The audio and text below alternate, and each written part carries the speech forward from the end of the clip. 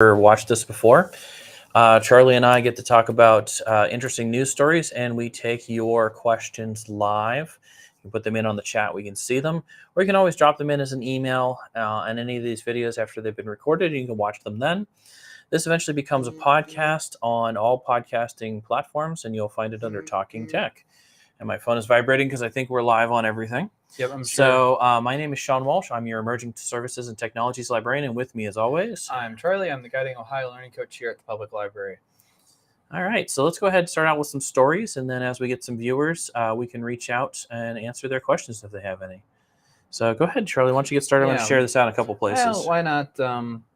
I'm going to talk about how Apple is going to support RCS messaging. Oh, that's cool. In 2024. Nice. So not only will Android support RCS, which is a more secure messaging platform, now you'll be able to talk to both your friends, family that use iPhones and all that cool stuff too. Getting it out there, yeah. Yes, especially because, I mean, SMS and MMS have always been there, but they have gotten a little spooky. Yes, as of late.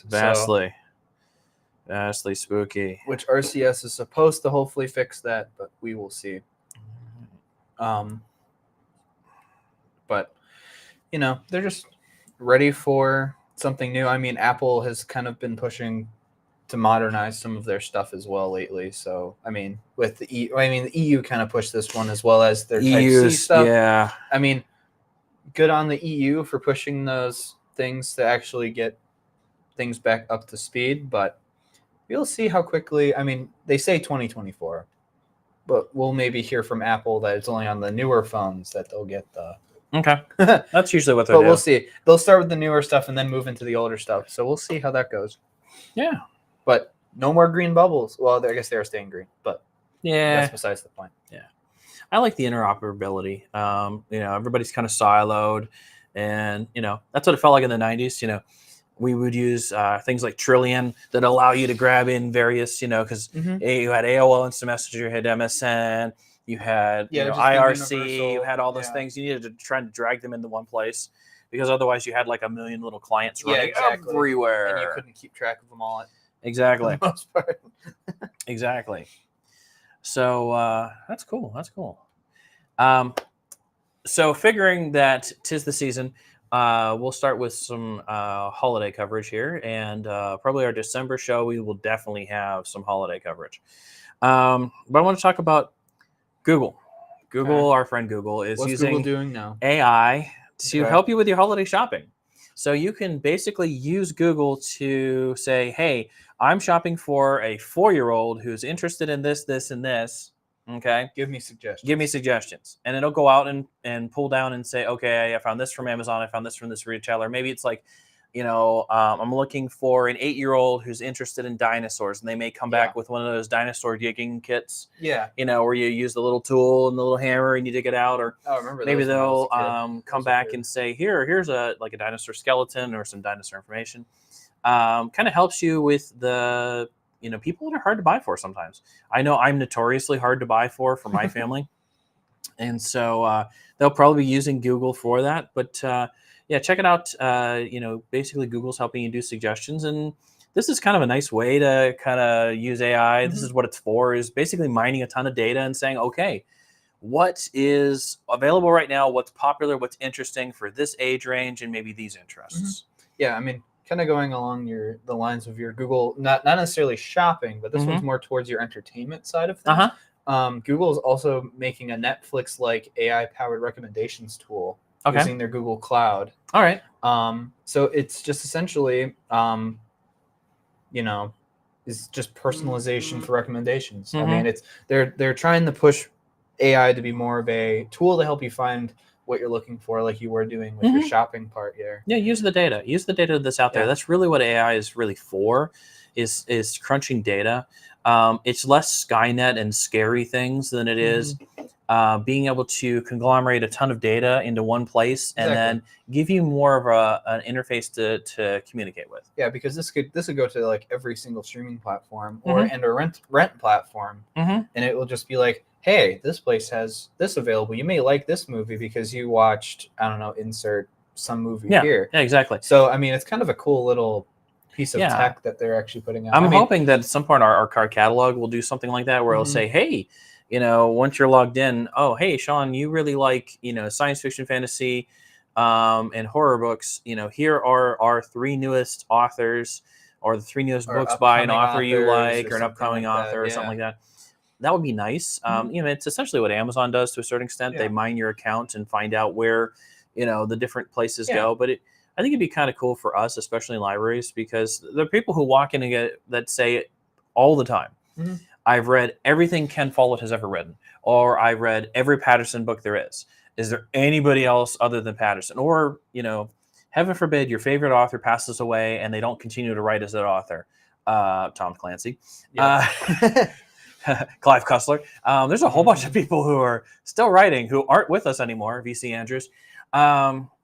You know, so it would be nice to be able to say, oh, you know, I love Tom Clancy. You know, who writes like Tom Clancy, or who's a new author that writes like Tom Clancy? Yeah, similar to. Yeah. You know, there are, you get in these ruts, you know, and you kind of get, you're like, oh my gosh, you know, because you know, you're either kind of pushing out of the zone of what you used to read, and you're like, well, this is not really what I want to do, so I'll just go back and read the old stuff again. You know, like it's they're gonna try to push you out of your comfort zone, but at the same time, just try to find similar-esque kind of things. The first library I worked at, a couple of the ladies I worked with loved to.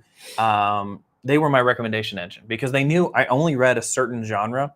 And so they would find things that had some sort of tie into that genre, but be something else. That's how I like, you know, I discovered, you know, there are mysteries I would actually read because they have a high-end technology bend to it. Yeah. Something like a Lincoln Child's Utopia or something like that. You know, or Daniel Suarez, I think I pronounced his name wrong. All of his books are a combination of thriller and like sci-fi and gaming. In fact, you would love them because some of his novels are all about gaming and kind of how the game world bleeds into the real world. It's really cool. Yeah. So we digressed into recommendation engines, but hey, you know, somehow, some way. Yeah. But, so I'm going to keep on this path a little bit. Yeah. By the way, feel free as you're watching, put a question into the chat and whatever social media you're currently viewing us on, and we'll see it on the screen in front of us, the giant screen in front of us, and we'll be able to answer your questions. Otherwise, we're going to keep talking about tech news. So on the whole front with still, I guess we're going to run it through Google a couple times. So Google Maps is customizing, and they've been doing this for a while. I mean, this is how Waze works too. By the way, Waze is sitting on top of Google. So don't let Waze people tell you they're not using Google Maps. It's Google Maps. No, they are. It's just an overlay over top of it. So it's not anything, you know, it's Waze adding stuff to Google Maps. That's all it really is. It's like an outfit, you know. It's a new pair of shoes. But Google Maps is helping you decide when's the best time to leave to arrive at your place for Thanksgiving. Okay. So let's just say you're traveling. You know, we've always had these recommendations from our own family to say, hey, don't take the I-90, you know, at this time. Don't take 11 at this time. Don't take 80 at this time, because we've heard of the routes to take exactly, during the holiday season. Or I know some of my friends travel, you know, in or around New York or Washington D.C. or any of those places, and there were times not to drive on like I-95. It just does not. Google takes into consideration, so it's also taking into consideration people who are working, so your average work traffic, but overall data patterns that say, okay, if you need to get to this place at 4 o'clock, generally the traffic is this much level, this much speed, this is what's going on with construction, all this stuff, and then gives you the best time to leave. Okay, so it actually takes in consideration everything that you could run into. Until it's not reported, maybe. Until it's not reported. Yeah. Or, you know, I'm still trying to think of, it's that watching the thing changes the thing concept in science. So by everyone changing their patterns on when they're going to leave for wherever they're going for Thanksgiving, does that then change the overall matrix itself? You know, maybe. Are you modifying it? Maybe. You know, it's fascinating. Maybe it will just live update at times. Yeah, it probably does. Hopefully, because again, the information from Waze, the information from Google goes back into the same database. So when you report a slowdown, everyone knows, you know, because it's still sitting on top of Google.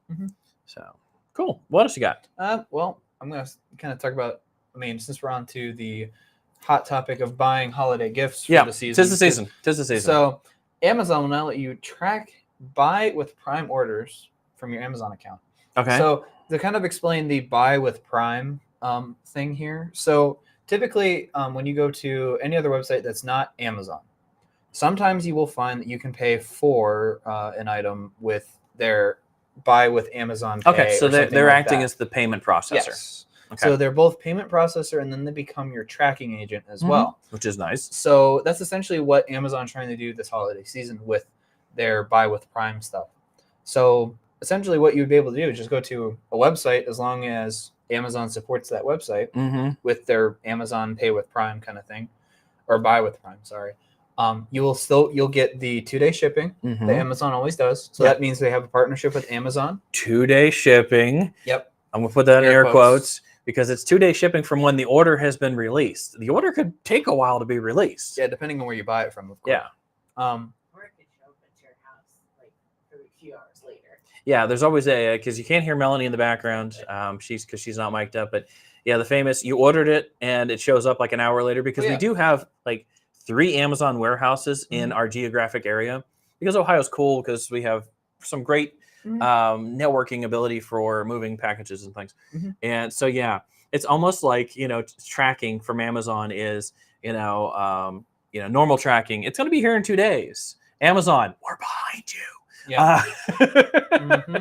You ordered it. We're behind you with the thing. Yeah. Because I've had a few times where it's like you order it the same day and then it shows up by the end of day sometimes, depending on if it's in warehouse or not, and the trucks haven't left yet. But exactly. Some cities I've heard that you can order something, it shows up at your house in an hour. Yeah. Like it just really depends on where you live. Well, I was talking to someone who works for Amazon, and so they have the opportunity to make several trips back to the warehouse. Oh, okay. And so they grab so many that'll fit in their vehicles, because they're not using an Amazon van, they're using their own vehicle. Oh, you're talking about like the ones where they hire a driver, kind of like Uber, DoorDash, like whatever. Yeah. And so they're working up to a vehicle. Because you have to get so much to get a vehicle, and then lease the vehicle, and then you can pay it off actually. Oh, okay. So what it comes down to is they have the opportunity to take as many as they can fit in their car. Yeah. And so they have a hatchback kind of thing, crossover hatchback. So they got a decent amount of space in the back. Yeah, they're good amount. And so they'll do like maybe 20 packages, depending on the size, 20 packages, 30 packages, whatever. And they'll do like 3 or 4 runs in a day. And the more they do, the more they kind of climb up and get paid and all that stuff. Yeah. So it's only in their benefit to do that. And so, this person's pushing. So he could pick up an order that was placed, within the time frame of him delivering the previous. As long as the warehouse has fulfilled it. Exactly. Just grab it and take it back. Fast. So that's kind of cool that Amazon is kind of reaching in there, because that makes sense in their market. Yeah. Because it was nice when, a lot of retailers that weren't Amazon retailers that started doing buy with Amazon. Yeah. Well, another thing too is that they also opened up their 24/7 support number as well, in case that you have issues with the tracking for the package. All right, makes sense. So Amazon will also communicate with the seller to make sure that your package is either leaving on time or if it's on its way. So that's another cool thing. Oh, and also they'll be able to do more return eligible orders. And more drop-off locations. That would be nice. That would be nice. Considering the one location was the Rite Aid that was here, no longer here anymore. Yeah, there's another location in Madison, isn't there? Is there? I don't know. I don't know. I haven't looked up, but like I know the last time. Well, Rite Aid's gone right now, but like now this could open up. More places to drop off your Amazon packages to be taken back. I would love to get one of those lockers for the library. There is a library in Lake County that has one of the Amazon lockers at their place. I'm very interested in doing that to just make it easier for people that, hey, the library is here and it's a good place to pick up and drop off, So, and we're, if we put it outside, it's available 24/7. So that's trying to get that. Haven't made any progress there yet. So don't hold your breath. But it makes sense. It makes sense. It'd be cool though. So okay, now we'll get off of at least in my case, the Google train for a minute. So some folks at MIT and a couple other places are working on a new way of 3D printing that the 3D printer actually watches itself function. Okay. And then evaluates how the print is going. So it Now, can Charlie and actually- I have survived many a print that's gone awry. You might even have watched some of our prints because we do stream them on. You'll see the occasional hand pop in through the The door. hand pop in, but you know, if you've watched some of our prints, we've had some prints that there's been flaws with. Either something happened with output for the filament, or the image has issue, or the file has issues, and we discovered that partway through the print. Or the printer knocks it over. The printer knocks it over. Yeah, You know, I've had that happen a few times. So I mean, so we watch those. That's why we run the camera. In all honesty, so we're running a long print job. Someone needs to kind of check in on it because you know it's running. Exactly, because it's the easiest thing to do when you can just watch the live stream and be like, watch the live stream, run back over, like, okay, that thing broke. Or we got to fix it. And then you have to rush and turn it off. So what they're doing is a 3D printer that kind of watches itself. Okay. So one, it catches errors right away and says, hey, I just knocked this thing over, stop the job. Yeah, that'd be Or cool. the other thing is it's looking at it going, you know, we're building this, but that filament isn't sticking enough, or there isn't enough in this spot. I'm going to alter how I'm printing and add a little bit more here or there. Live. Oh, so it's it doesn't self-healing, sort of. Okay, so it doesn't just stop. Because like the thing with our printer right now is it just stops. It just stops Because it will say, hey, filament's not coming out. I'm just going to stop the job so you can look at it and make sure it's fine. But if this printer is actually going to sit there and be like, okay, well, there's not enough filament here. Let me go back there, try it again, maybe a few times to see if it works. That'd be awesome. Yeah.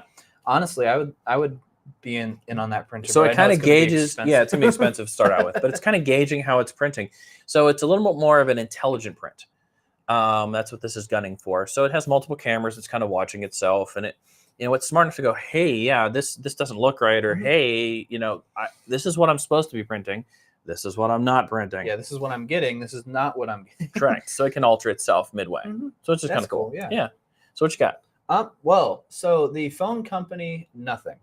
Love the name. It's a funny name. Love the name. Love the name. So the Nothing Phone 2 will allow iMessaging on its phone itself. Okay. On it, but also understand that Nothing is a Android device. Nothing is an Android device. Yes. This is gonna get at a weird conversation, isn't it? Conversation / way to explain this. Yes. Yeah. So nothing is something. Yes. But something is also nothing. So Nothing is a phone company that started around 2020, 2021. They were kind of like pushing the iPhone of Androids. And that's what they're still doing, as you can tell by me talking about it anyway. So, but this will be the first Android OEM. So original. Yeah, original equipment that has integrated Apple iMessaging. This is fascinating. So this will be the first we're time. starting to kind of break down those silos. Yes, I think slowly but surely we will start to see, because Nothing may get it first, but then that doesn't mean that we will all get it eventually. It's like someday I want to be an author who writes a book called because like you can look up the book and just totally frazzle out all card catalogs in history. Exactly. With I'm following Charlie's story now. Yes. Well, nothing is something and something is nothing, but nothing is getting Apple soon. Yeah. That's the only way to explain it. Or I could just say a phone is getting iMessage. It's a very early morning. It's afternoon just about, but man, that you needed coffee for the Nothing story. We got about 10 minutes before it actually hits. Yeah, coffee noon. for yeah. All right. Yeah, so this will be a wake up brain teaser for everybody, I guess, this morning. Exactly. I can see it now. What do you have in your pocket? Nothing. It's your phone, isn't it? Yeah, it's nothing. Yep, it's nothing. It's like talking to a toddler. What's in your pocket? Nothing. You know there's something in there. Yeah. All right. So MIT and Harvard partnered up. Okay. And they're working on a way to transform carbon dioxide into a format fuel. Okay. So format fuels are basically, we use a bunch of different formats, but essentially the material would function like hydrogen or methane. Okay. So you take the CO2 that's been released by whatever. Could be a coal scrubber on a coal plant. It could be a vehicle emission. Could be just captured in the air. What they can do with this process, and it's kind of, I'm trying to make it not so chemically engineering and physical. Yeah, I gotcha. Yeah. But basically, what they do is they distill down the carbon dioxide into this formate. This formate is either solid or liquid, and then you literally then pump the liquid into a vehicle that's specially set up to run this, and it burns. Okay, and the same thing with the solid thing. You chuck essentially the formate brick into your fireplace, it burns. Yeah. The irony is that it makes more carbon dioxide, so it basically is self-replenishing. So I'm kind of fascinated by this.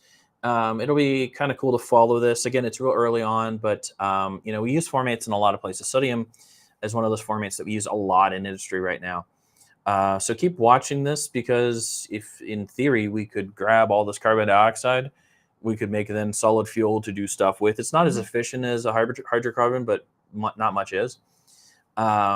But then you can literally then take the CO2, which then means that you have fuel on planets like Mars. It's just full of CO2, and now you have a ready fuel source, which is kind of cool. So this is fascinating to kind of watch as we're starting to move on to, are we going into different planets, going to Eventually, the moon again at some point. Yeah, so we're not going to talk about Elon SpaceX crashing again. Yeah, we'll worry about that later. Well, that'll be another time. The one thing I was thinking about is, if the Apollo program had social media, as many things that went wrong as as those folks were learning about how to get, Saturn missiles and all of that stuff up, we wouldn't have as much faith in what we did in the past either. There's kind of a black box mystery about, some of the stuff that happened was recovered by reporters, but a lot of stuff wasn't, because there wasn't social media everywhere. So as Blue Origin, SpaceX, and a couple of the other companies have their learning moments. Yeah. Some of them are spectacularly, explosively big learning moments, as this last one was. But as they learn, then, we move forward. And, as long as no one gets hurt in the big boom, we learned something. And I'll do that again. So it's cool. Yeah. So kind of talking about your. Oh, I saw this story, dude. Yeah. So ExxonMobil, so the leading, well, not necessarily leading, but one of the major gasoline companies, is now becoming a lithium company. Oh, sweet. I've been reading this. Yeah. So, it makes sense. It makes sense for them to invest. Exxon invested in other stuff in the past too. So they're kind of pushing the zero emissions by 2030 kind of stuff. Yeah. But they're going to try and start producing lithium in 2027. And it could make enough to supply over 1 million electric vehicles by 2030. And they're mining in Arkansas, I think. Yes. Yeah. Yeah. Arkansas. Which is not a state you usually associate with lithium. Usually it's like out west in like Utah or some of those places that have a lot of salt, because lithium likes to hang out with salt. At least from what I've gathered so far. And so it is fascinating to see that, Arkansas, which is, I think I could be wrong, but I think it's the easternmost lithium mine in the States at this point. So it makes sense for Exxon to diversify. It says the company will first drill 10,000 feet below the surface using gas and oil machinery. From there, it will use direct lithium extraction. Could we talked about this like 3 or 4? I think so, yeah. I think 3 or 4 tech newses ago. To separate the lithium from the salt water it's mixed with. Once that's done, Exxon will eject the salt water back into the ground. Yeah. So just putting it's a brine well, essentially, but it's starting out with brine and putting brine back. Yeah, and then I'm assuming that after so much lithium has been made, and they can push maybe electric tools at some point, because they mention that they're currently using gas and oil. Yeah, which makes sense because they own it. Yeah, and that's actually good for the this kind of stuff. Is good for the steel industry. So you're going to see agencies that were supplying pipe for oil and gas, especially in Ohio, light back up again, that may have been shuttered because of this technology, basically using oil and gas rigs to extract out the lithium. So there's a lot of lithium that isn't in a metal state. It's in, I won't say a liquid state, but it's like inside something. Yeah. Lithium, in this case, is in salt water.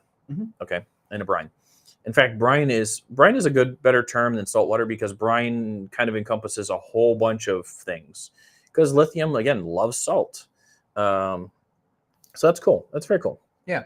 And they're even talking about how some places are even looking at other places, like the Thacker Pass in Nevada, I guess, is another mining spot that they're going for, and as well as people are eyeing California's Salton Sea as potential extraction sites as well. Oh, okay. That could mean that the Great Salt Lake in Utah could also be a prime place. Oh for yeah, it there's all kinds of things in some there. point. Yeah, But all the I salt think- flats. Yeah. Well, I think, but that's under national park registry, isn't it? So they technically can't. Well, But that doesn't mean they can Yes talk and no. into something about it. So. there's ways around some of that stuff, Yeah. and in an environmentally friendly way, mind you. Mhm. Yeah, so that's cool. Yeah. That's So cool. lithium mining has started, and we will see how it goes. Yeah, I'm all for that because there could be lithium all around Ohio too, for all Mhm. we know, and some of the Well, I brine that's mean- there. I mean, There's look a at ton of salt in Ohio that we forget about. I Mhm. mean, like just near us is the big Morton Salt Salt up mine, by yeah. what is that? Fairport. Fairport, and there's one. There's one in Cleveland. There's a huge one in Cleveland that goes underneath the lake, but there's one at Headlands Beach. There's That's a more sort of Fairport. that's sort of Fairport. Okay, Mentor, Fairport-ish, yeah. sorry, not being from the county. No, you're good. Yeah. But yeah, there's tons of stuff in all of that salt left over from oceans. I mean, because there's tons of lithium in the ocean too. If we Yeah. could just extract it out cheaply, we could. I mean, look at Intel coming in here for silicon. Intel, Amazon, Mhm. yeah, big time. So yeah, I had to talk about robots. Why not? We love robots here. That's what I was So you've probably seen more and more of these drone demonstrations where they kind of act like a swarm and make a picture. They'll fly up and take individual positions, and then make something. They've done something over some sporting events and things like that lately. More and more research is being developed into looking at how birds and insects associate amongst themselves. So think like a bee colony, where the bees do their dance to inform other bees that, hey, there's a huge patch of flowers 10 miles to the west, whatever. Studies have been done for this for years. They're looking at drones and other things to function that way too. So in essence, the drones become smarter because they become a school of fish instead of an individual fish. Makes sense. Okay. A swarm of bees versus an individual bee, and become more effective. We talked about, I don't know how long ago, we talked about drones 3D printing a house, essentially, kind of the way wasps go out and, eat some wood and then turn it into essentially like a paper and then create their paper cones. This would be a similar technology where, the drones pass the information amongst themselves. So for example, say a cement truck is dropping off cement in a hopper for them to withdraw to build with. Okay, and that hopper is empty. And another truck comes at a different port in the job site. Sorry, my brain stopped for a second. The drones then know, hey, I just passed a full hopper over there. Let's spread out to everybody else. So it's a little bit of AI, but it's mostly more like animal thinking. Why do Canadian geese and ducks in general fly in a V? So they can see, who's in charge. Okay, we'll follow the leader, and everybody within eyesight see everybody else, so we can follow in a pattern. Why do birds do awesome kind of giant shapes as they fly around? All of that is being applied to drones and other things, not just in the air, but on the ground as well. If you can imagine, a swarm coming out to mow your grass and weed your plants and all that stuff, and then go back into their little hidey hole for a little while, which would be cool.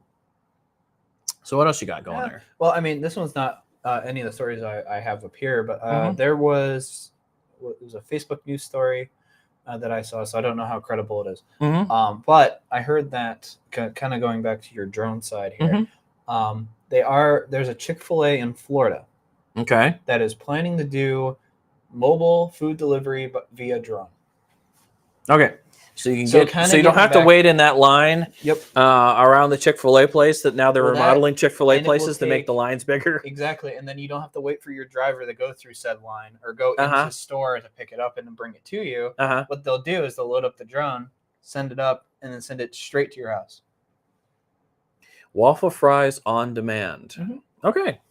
I mean, Well- Amazon kind of did that with smaller packages. Amazon's starting to do more of it. That we talked about that place in Australia a couple of Technises ago that's been doing it pretty heavily.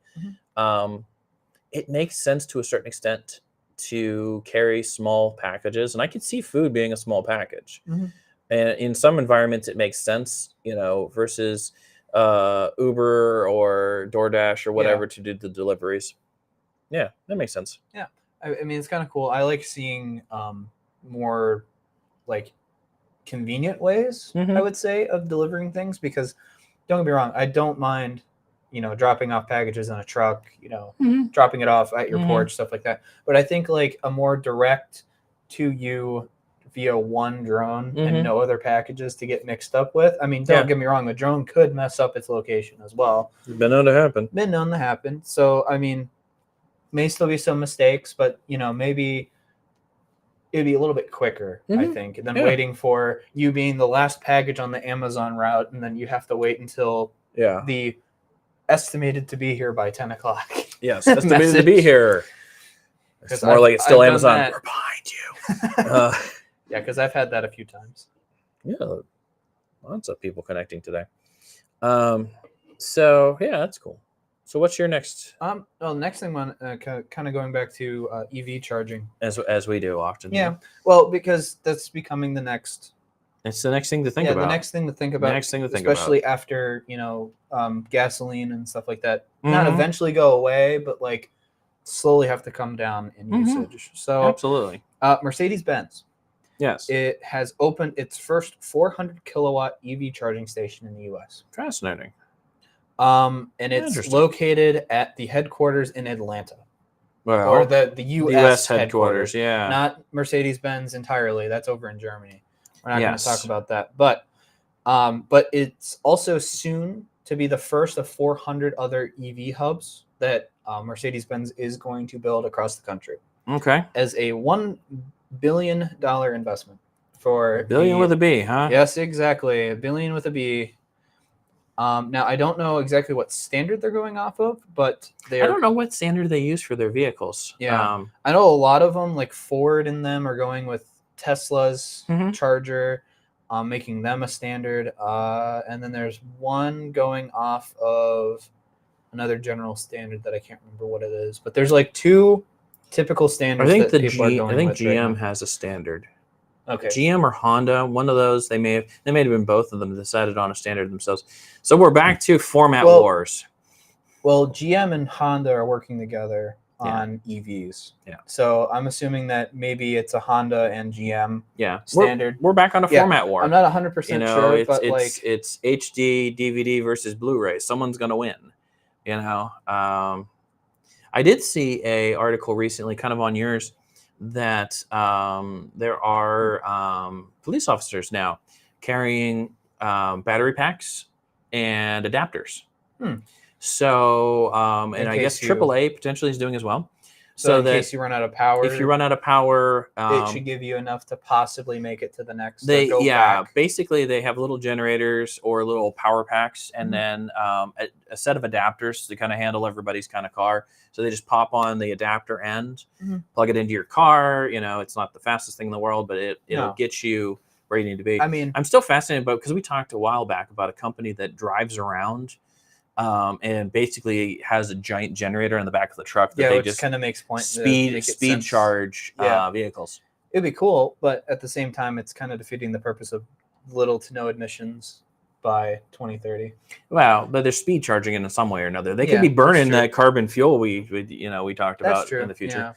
Who knows? Yeah, but this one even talks about how GM is building the network at Pilot Flying J truck stops. Hey, there could be one by us then, huh? Yeah, exactly. And then how Volvo is actually paying to install chargers at Starbucks locations across the U.S. Yeah, that's smart market. Yeah, I mean, I wish, I've been looking into getting chargers for the library here, because it would make sense. Because if you're charging a vehicle, wouldn't it be nice to just charge a vehicle, come in, hang out at our place? And so I'm working on that. Hopefully at some point in the near future, we'll have some spots so that someone could pull off of 90 or 2 or wherever they're traveling across the U.S., pull into our library, enjoy all of the awesomeness that is our building, and charge their vehicle. Mhm. You know, that would be cool. Another thing about the at least the Mercedes-Benz ones is that they're going to have a lounge that you can sit at. Yeah, well, it's a I'm gonna go on this one. It's a Mercedes. It better have a lounge. Yeah, so there better be good coffee and tea. There's a lounge, and then you can buy refreshments and drinks from them from their vending machines. Providing me stuff. I know. I bought a Mercedes for but you sakes. can, you know. So, but they will have 15-foot tall signs to tell you that there's a stall open, so that you don't have to necessarily drive through like a gas station and be like, all right, so I don't have an open pump. I have to kind of pass and go somewhere else. Yeah. But this is looking to be more like a, hey, you know, off the side of the highway. Well, hey, to me, it would make sense that the vehicle itself would have something that says, yes, pull off here because we know that there's 3 available spots because the chargers aren't in action. They should know that information. Yeah. Well, depending on obviously which EV you purchase. I mean, they may have that technology incorporated. They may not. Yeah. I don't know if Tesla has. Tesla does. I don't think that it's out there, but they have it. Yeah. Because I know like their cars have it, but I'm not 100% sure if Tesla kind of is like no, they don't have a patent on that. No, they don't have a yeah. So then maybe because that's queuing and first come first serve, and that some of the stuff has existed forever on multiple things because they there's a lot of businesses that use that technology. Yeah, so we're in format wars. We're in format wars again. We're Nintendo versus Sega. We're Blu-ray versus HD DVD. We're VHS versus Beta. It's just what's your charger look like, and where you're gonna drive your car to. Eventually, it's all gonna boil out, just like the Apple charger is boiling into a USB-C. It's gonna become the either one standard fits all, or it's going to become you need to just bring adapters with you in case that you do start to run low on juice somewhere halfway there. Yeah, and I can also understand the bringing in the adapters. I mean, if you travel outside the U.S., there are about 3 or 4 adapters you need depending on what countries you're going to. Yeah, because they use different power plugs. In a different cycle. Yeah, exactly. So it's the 60 hertz versus I can't think what the other one is. Whatever the European is. It's like straight 240, I thought. Well, it's 240, but the hertz is different. I think it's 120. I'm not sure. It's a higher rating than us, I think. Yeah, I can't remember what it is. It might be 6120 because that's on the back of the PC. Yeah, that may be what it is. Yeah. But yeah, whatever. Yeah, so you may have to just carry a box of adapters in your trunk, for putting in your car. Oh yeah, I definitely like seeing. I did see a guy though. I was stopped at a rest stop, and I did see a guy who was sitting there with a little Honda or Yamaha generator charging his car. Hey, I mean that's smart. If you want to just plop it right there. Yeah, that was his battery backup basically. I mean, hey, you can buy solar generators too that will do about the same. Yeah, unless you're living in Northeast Ohio. Yeah, that's true. Today's a sunny day, but no, or in the winter, not enough power. So that's cool. So I think we're gonna have a moment here because Best Buy is definitely discontinuing providing DVDs in their stores. So, we've watched this. I've been in libraries long enough to watch a bunch of formats die. I watched LPs die when they came back, but watched LPs die. I watched cassettes die. I watched VHS die. I expected DVD to die a couple of years ago with Blu-ray and HD DVD at the time. Now that we just have Blu-ray, this isn't all. This is saying, but it's a moment. All disc format is dying. Well, essentially, all disc format is dying. There's no question about that. With game consoles and cars coming out without having disc drives, essentially. I mean, my new car doesn't have one. I mean, looking at how new to me, I should say. I mean, looking at how, especially like Xbox is doing, essentially discless consoles nowadays. And even other ones, PlayStation, I think, is slowly pushing that way too. Well, Sony's going to hold on to discs as long as possible because they own Blu-ray. They own the standard. They own the standard. They made the standard. Yeah. But what you're going to see is, just like, because again, I've been around long enough, and Miss Melanie in the background there has been around long enough that, we were there during the conversation of how long should we hold on to VHS tapes at the library because we're the only place left if you only have a VHS player. And I have a feeling, again, libraries are probably going to be the last place that you can go find a DVD. I'm also going to be interested to see what they do with there's still a lot of cars out there that only have DVD players for their entertainment. That's true. Yeah. You know, and are they going to retrofit them? Is it you going to be able to go into a Best Buy and get it changed over? And streaming in cars, that would be interesting. You'd have to store stuff on drives because considering the fact that as you drive around, a lot of your cars nowadays come with a built-in hotspot that usually you have to pay for. Yes, but you can even just you have to pay for it. But sometimes people will actually pay for it if it makes it easier for them to use it. Because looking at how some cars are going to subscriptions now for certain features of subscriptions for everything. Yeah, like a Mercedes-Benz, I think was one of them that if you wanted heated seats, you had to pay for a subscription from them to use those. If you don't pay for that subscription, do you end up with a cold posterior? That's a question. I know the I'm sorry, I didn't pay my bill today. So apparently the car's gonna be awful cold on the way into work today. I know one of the memes around was the BMW charging for blinker use. Well, driving as much as I drive, people have already been saving on their blinker use a lot as it is. I know. And there was a person in front of me that I don't think they used their brakes or their blinkers this morning.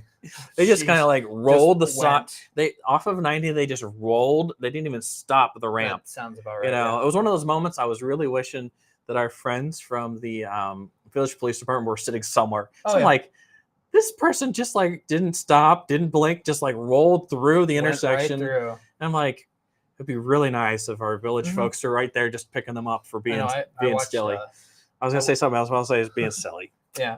I mean, I watched a guy fly past me going out towards the Menor area. Mm-hmm. Conveniently, the nice county sheriff was sitting in an old gas station that no longer is there, and pulled right out. I saw him pull right out. And I'm love watching that. I love cheering on our safety services police officers when they do stuff like that. It's beautiful. It's beautiful. Yes. So, as we've gotten viewers on and off, don't forget you can ask questions in our chat and we'll answer them live as best we can.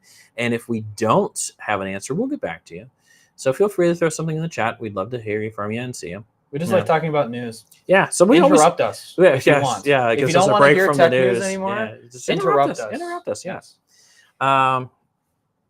So Best Buy dropping DVDs it's a big change because they're a maker. They're a line because they were actually looking at buying the technology to make DVDs. Mm-hmm. They were going to buy out some of the factories, so they need to be buying more towards the Blu-ray end of things and owning the production. Mm-hmm.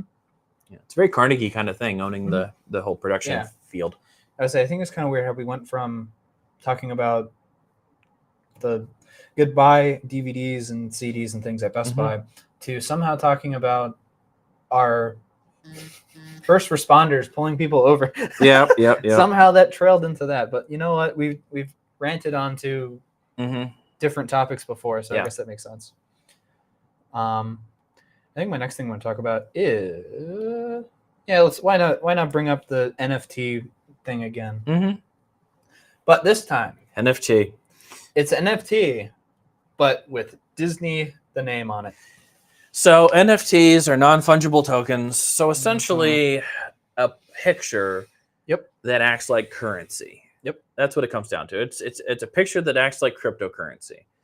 And has a value and So it's going to be called Disney Pinnacle. Okay. And essentially what it's going to do is it will make your favorite Disney characters, Pixar characters, Star Wars characters, and possibly in the future Marvel characters to be NFT pins. So they're going to be digital pins. So similar to the board Ape Yacht Club and stuff like that. All they are is that you get the picture with the little certificate with it, and it says, "I own this. This is mine. You can't have it unless you paid me big money for it." That kind of thing. It doesn't say it works on blockchain and all that stuff. Yeah, it doesn't say how much they're going to start at price-wise, which I don't really want to know anyway. Yeah. But Disney is definitely investing a lot of money into this, and we're waiting to see it just flop real hard again because nothing NFT has gone well. No, in At fact, least in the future, or at least in the past. Can I steal out a question? Sure. Yes. Okay, what is Disney getting out of by selling NFT? I'm So, lost in cash. this. Yeah, Disney. So they're getting cash. Yes. Yeah. And theoretically, the other people would get more cash if they sold their thing for more than they bought it from Disney. Yeah, essentially, So it's like a pyramid scheme. yeah, kind of. Yep. It's I Beanie can agree with that Babies. one, yep. It's anything that falls into Franklin Mint things. Anything that you buy with a certificate of authenticity is essentially an NFT. All right. It's I think saying- I needed a little bit more of a basic. It's explanation. saying that this item, whatever it is, Mhm. is officially this item. You are the owner of this item. There are only so many of these items made. In fact, a lot of times they're one-offs. Mm-hmm. So you were the owner of this thing. It's not any different than, say, Michael Jordan signing an autograph, or Tom Hiddleston signing an autograph, or Mhm. any person creating a thing that is a unique thing that then we apply value to. So that value can go up and down. So it's only valuable to the second person if the third person thinks it's worth paying money. Correct. Mm-hmm. So the I'm NFTs are hinging on that someone thinks this thing has value, and then that value, is going to hold or go up. So again, just very much like and we've had things before, trading cards, any kind of things like that. I use Beanie Babies. At one point, there was a secondary market for a Beanie Baby. So you would get a Beanie Baby. The Beanie Baby would have an assigned value to it. And then if you sold it to another person who wanted it at that value, you would then make money. And this is the same with anything. It's anything that has some sort of fluctuation. Yeah. Art, I mean, really even looking at it along the lines of like just media in general, like look at movies, like certain movies that you can't find anymore.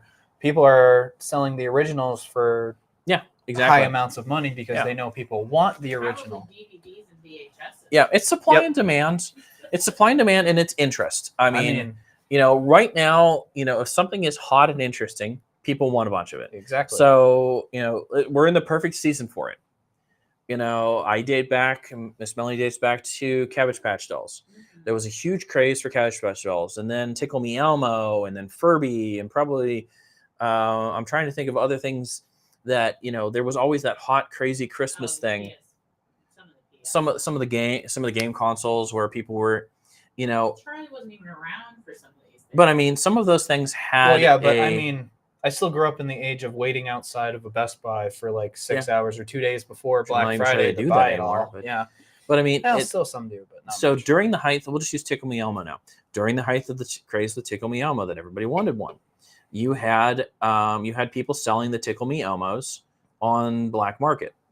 And so sometimes double or triple of what they were. And now I think you can go buy a Tickle Me Elmo for almost nothing. Mm-hmm. Same thing with a Furby. Same thing with Beanie Babies.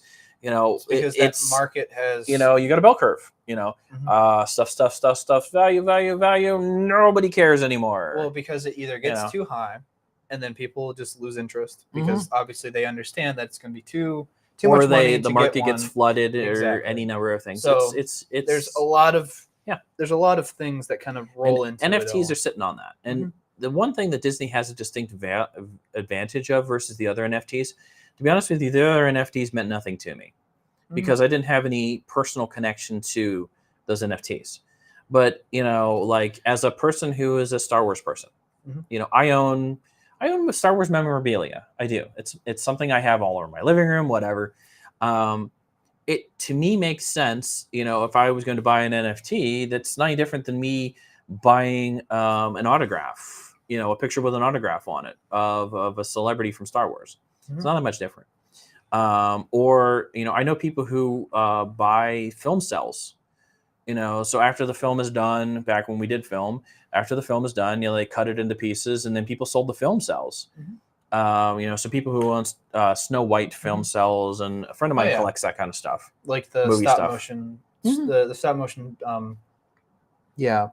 frames. Yes. they'll sell those individually Correct. as well. Yeah, exactly. Which again, that's what Disney has behind them, is that they also have the cult following that most Disney fans will most likely jump on it. Think about merchandise with all the Disney characters on it. It's everywhere, you can buy Mickey Mouse on darn near everything, and you can buy Marvel characters on darn near anything, and you can buy Star Wars on darn near anything, and Muppets. They own all of those properties. Mm-hmm. So that makes sense. That's why the NFTs work for them potentially. I still think that's NFTs are smoke and mirrors. Yeah, I can see the Disney stuff being a kind of like a sort of success compared to the other ones, because like I said, there's more people that would probably go for this because as the Disney name slapped on it. Yeah, but what if they make too many? Well, Disney's smart enough to do that. So they're smart. Disney, they know how to manage supply and demand. Mm-hmm.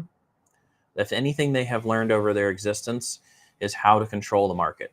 That's why the DVDs had the Disney Vault thing, where they'd only release, say Bambi or Pocahontas or Peter Pan so often. That was Walt Disney. That was in his will that he wanted every single movie that was released under his name to be re-released every X amount of time. That's how they also hold on to years, the copyright and trademark for everything. So it could be a will thing. It could also just be like business thing. So yeah, they have modified a lot of copyright laws. So.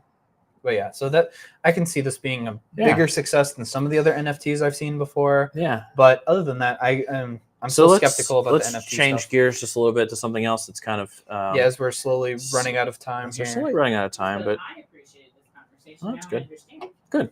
So our friends at Netflix, and Netflix you can also attribute to all the other streaming platforms. Netflix will no longer support old TVs and Blu-ray players. So if you had a smart TV or a smart Blu-ray player that had Netflix on it, or for example, like the original Wii that had Netflix available on it, Netflix is slowly pulling out support for other things, and that's not uncommon. I mean, technology, Netflix needs more memory, and there's not enough memory built into these devices. But this type of obsolescence, I don't think people are really in their minds ready for. As that smart TV that you paid a lot of money for when you bought it the first time, that had Netflix, and you use Netflix every day, and all of a sudden your TV, which is still a very functional TV, can't do Netflix. I think this is going to it's becoming a shock for people because, and the platforms demand it for one reason or another. They need more memory to make sure that they're streaming at the right quality. They need more memory for their interface. They need more of this. They need more processor. They need more whatever. And I think we're going to end up with a whole bunch of people who have technology that has components that don't function any longer. And I've even seen this. We have a couple of smart TVs, and we didn't buy them as smart TVs. It just happened to be what was available at the time here for the library for some of our signage. Most of the apps on those TVs don't work anymore because the companies behind them either don't exist or they can't support it. And we use them for signage, so it doesn't really matter to us. Signage and big computer monitors, but it doesn't matter for us because it works. But if it's your main media platform and you've invested money into this, and all of a sudden now, it doesn't work. I mean, the obsolescence is going to be hard for people to wrap their heads around. Yeah, it really is. I can agree. I mean, it's no better than buying, let's say you invested in the, first or second edition Roku and stuff like that. It's like those eventually will also I have a couple of those. Yeah, that will eventually fall Some into things that don't work category. On them anymore. Exactly. There's things that eventually the technology that you put good money into will either just not support it anymore, or you just need to invest in a new one. I mean, that's the problem. So, like going back to our BMW or something like that, I'm sorry, the technology is no longer supported for your airbag. It's not going to deploy. Oh no! Please go get another car. That would be weird for people to fathom, but this is not any different. It's not as dangerous, frankly, but I kind of went to the extreme there, but still, it's something to wrap your head around. It's something definitely to wrap your head around. So what else you got, Charlie, as we're kind of wrapping up stories and whatnot? If not, I've got some stuff. Well, I'm going to kind of talk about this because this is a little bit interesting. Microsoft is bringing its AI companion called Copilot to Windows 10. Which is the replacement for Cortana. Yes. Which is from Halo. Yeah, I think people didn't understand that reference at first. When Not Cortana got put onto 90% of the people had no clue Exactly. that it was a video That's game the reference. only reason why I knew what Cortana even was. Yep.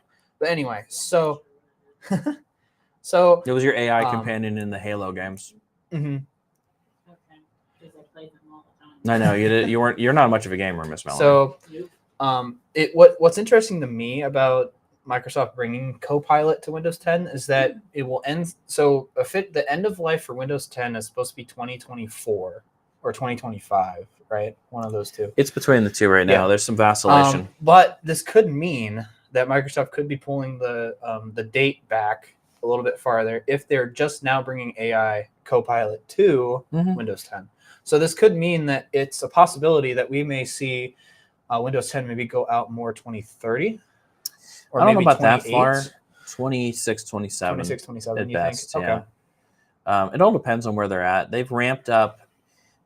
We've gone from a couple of long-lived OSs for a while from Microsoft to they're trying to roll out another one very quickly, but they're giving you a free upgrade in most cases. So you can go from 10 to 11. You don't have to pay for 11. But they're rolling it quickly, and I sort of understand, and I sort of don't. I mean, we lasted on 7 forever and XP forever, And 10's only been around for what, 8? Maybe 6 to 8 years. 6 to 8 something years. like that. Yeah, because I remember getting Windows 10 coming from 8. Yeah. So that was like my first big thing in the house for my tech self was just to upgrade all the PCs to 10 so that they were up to date. Correct. And things are getting better because the infrastructure was very different between 10 and 7. There was a big jump between those two. 10, 11, 12, they're all very similar in architecture. So they won't change very much. So let's see. So you probably have one more story. I'm going to do what I consider my fun story. I've got 2 fun stories, but I'm going to do one fun story and see if I have any time left. So a couple of folks in some of the university I'll let circles. You do your story. All right. I have to go check on something real quick. All righty. So thank you, Charlie. You may finish off with that. Charlie's got to go check on a patron. Yes.